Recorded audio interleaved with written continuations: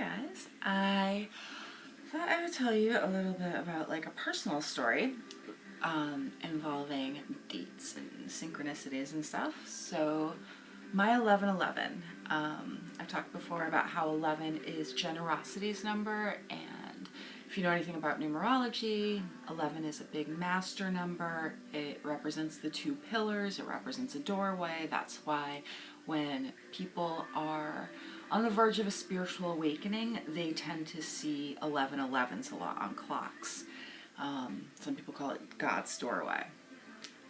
Anyway, so I didn't have any like big expectations for 1111, but for a while I knew it would probably be something important because Taylor was releasing her album on 1110, and I'd written that had kind of annoyed me because the dates around that were so important. 11/9 being a 9/11 mirror and the whole Christ's birthday thing, and then 11/11, but it was representing a doorway, a bridge between the two dates.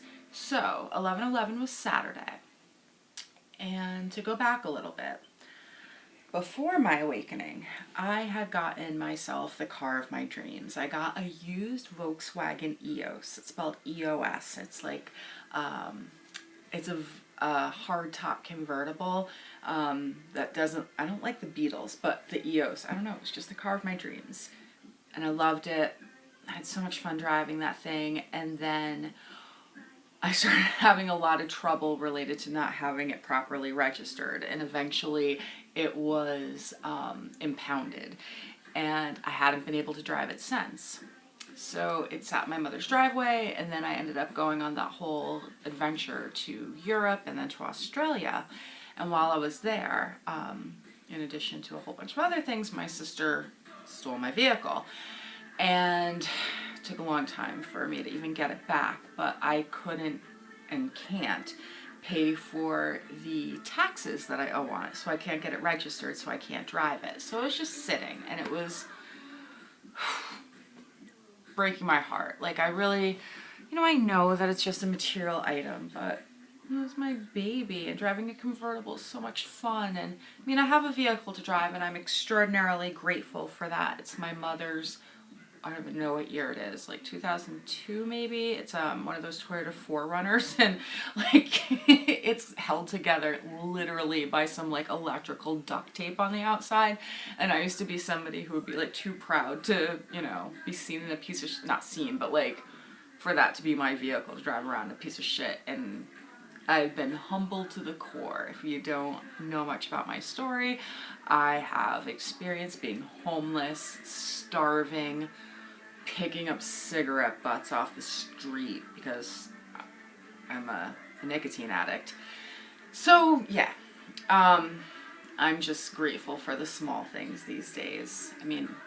I literally am on food stamps. Like, God, the fucking bloodline descendant of Jesus Christ and Mary Magdalene. Like, in theory, I would be queen of this fucked up 3D world, which I don't want, but yeah, on welfare. So anyhow, it's humbling, and in a weird way, I am grateful for that.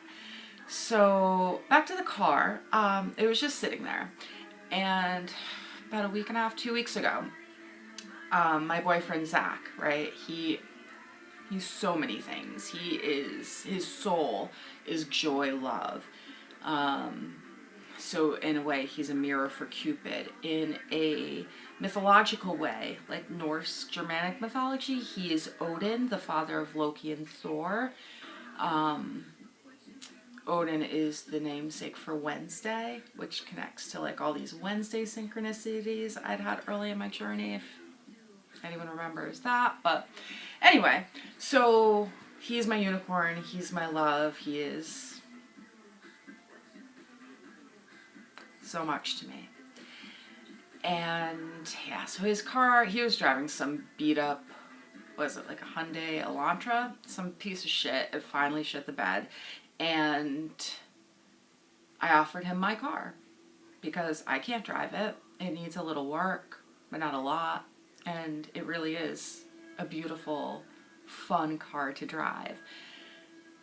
But I'd always been in my life extraordinarily selfish about sharing my vehicles with people because I was always afraid that they were going to get into an accident and they were going to do something to hurt my precious car, and then I was going to be mad at them and it was going to cause a rift in our relationship. And you know, if you have anxiety, you might be able to relate to this whole thing of where you start thinking about like the worst case scenario, catastrophizing, and you want to prevent that situation from happening. You don't want to have these kinds of rifts in your relationship. So don't borrow my fucking car. It won't be a problem.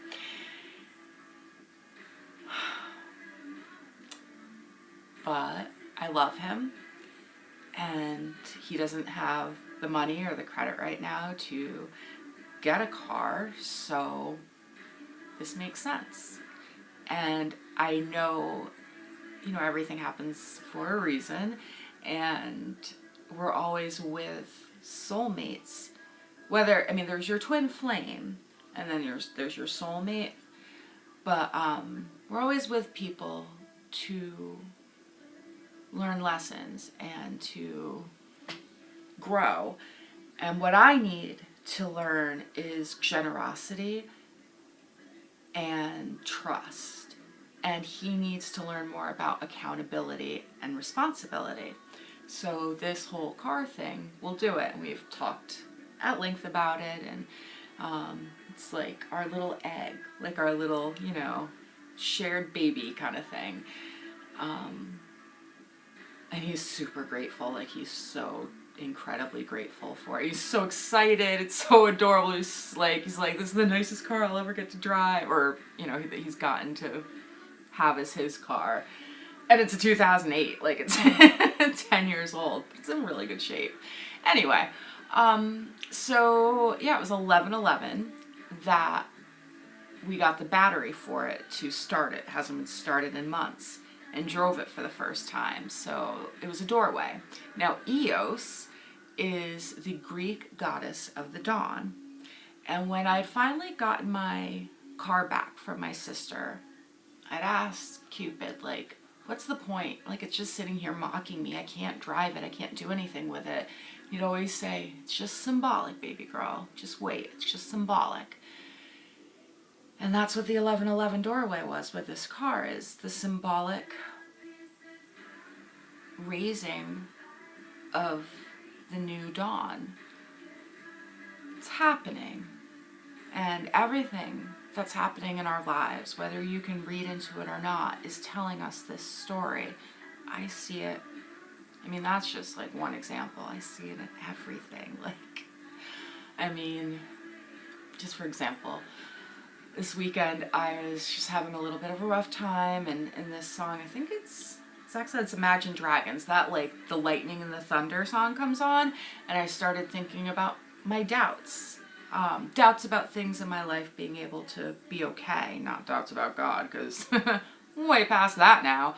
But I looked at the car in front of me, and the license plate was a vanity plate that literally read Jesus. Like, gotcha. Like, okay, everything's gonna be all right. So I hope that you're getting those kinds of synchronicities that give you comfort and let you know you're on the right path, because you are. Even when you're on the wrong path, you're on the right path. And God doesn't make mistakes. And you are perfect and beautiful and loved unconditionally for everything that you are and everything that you're not. We just have to keep trying. Like, we're just here to learn. And I'm doing it too. I think all the time, if I can be loved unconditionally for all of my fuck-ups and flaws, then the least I can do is love my creation with that same kind of love. So, I love you, and talk to you soon.